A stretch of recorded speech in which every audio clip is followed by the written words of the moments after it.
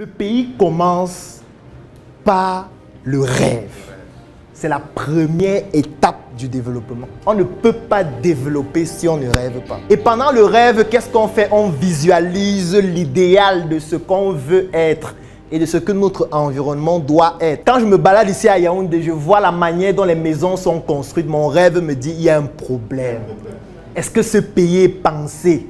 Est-ce qu'on pense? Quand je vois la manière dont les routes sont construites, je dis qu'il y a un problème puisque mon rêve ne correspond pas à la manière dont ces routes sont construites. Quand je vois la manière dont on construit, pour quelqu'un qui a déjà recherché des biens immobiliers dans cette ville ou dans ce pays, c'est de quoi je parle. Quand il voit les douches, quand il voit la forme des maisons qui ne sont reconnues par aucune forme géométrique reconnue par l'histoire des mathématiques, il comprend qu'il y a un problème.